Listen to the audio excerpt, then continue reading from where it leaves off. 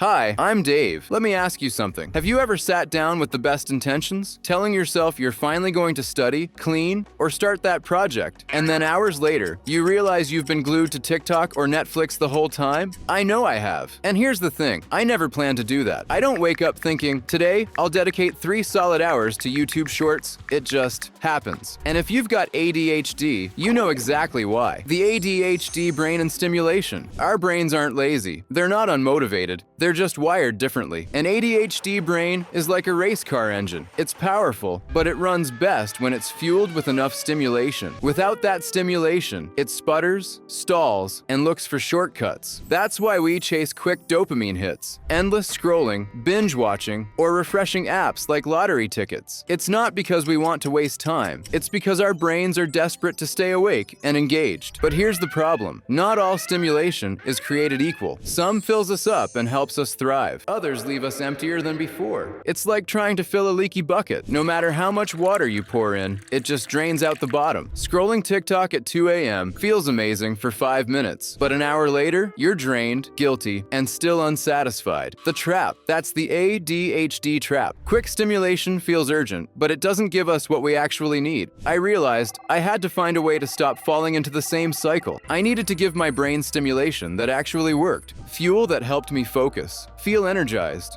and stay balanced. That's when I discovered something that changed everything. The idea of creating a stimulation menu. Why a menu works? Think about it. When you're hungry and you go to a restaurant, you don't stare at a blank wall and invent food. You're handed a menu, choices are laid out, you pick what looks good, and you eat. ADHD brains need the same thing. Because here's the truth. When I'm already bored and low on dopamine, my ability to make smart choices goes down the drain. It's like going grocery shopping when you're starving. Everything looks good, so you grab whatever's easiest. And for me, that usually means my phone. Once I pick it up, goodbye productivity. So instead of trying to make the right choice in the moment, I started preparing beforehand. I wrote out a menu of options, different types of stimulation for different moods. That way, when my brain screams, I'm bored, I don't have to invent solutions. I just pick from the menu. Step 1. Design your menu. I divided mine into categories, just like a restaurant. Main courses were the big, satisfying activities that made me feel alive. Boxing drills, running, playing guitar, writing something creative,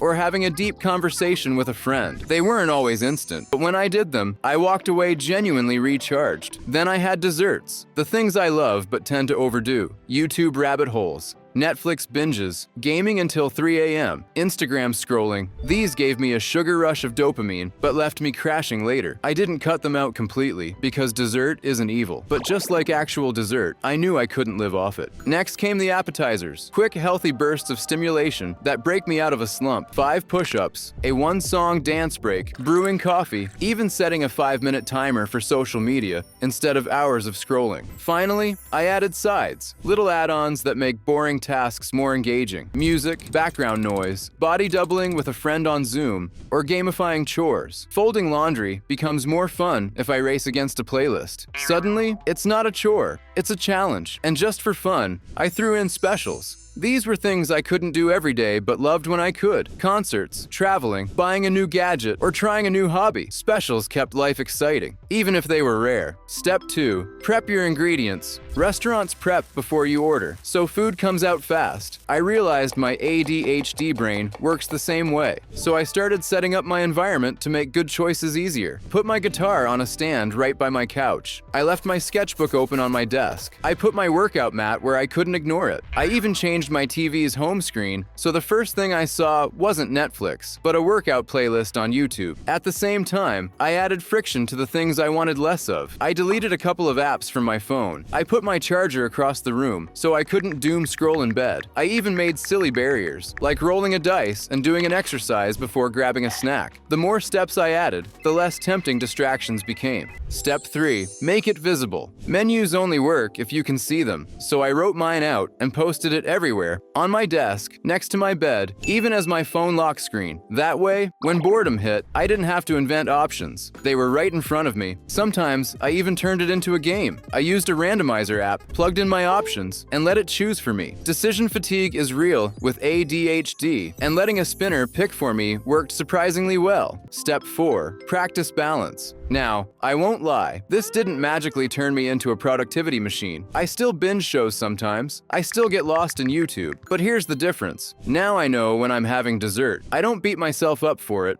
but I make sure it's not my main diet. When I need stimulation that truly fuels me, I've got better options ready. Movement, creativity, connection, challenges. I don't have to rely only on whatever the algorithm throws at me. Why it works? The stimulation menu works because it respects how ADHD brains are wired. We crave novelty. We need movement. We light up when we get rewards. Without a plan, we chase whatever's easiest, usually endless scrolling. But if we prepare ahead of time, we can guide our brains towards stimulation that actually lasts. It also removes the pressure. Instead of scrambling to make the perfect choice in the middle of boredom, I just grabbed from the menu. Separating planning from choosing made all the difference, and honestly, it gave me back control. Instead of feeling like my brain was hijacked by distractions, I started to feel like I had a say, like I could channel my cravings into things that actually gave me energy instead of draining it. So that's how I gave my ADHD brain the stimulation it needed, not by forcing focus, not by pretending I didn't need dopamine,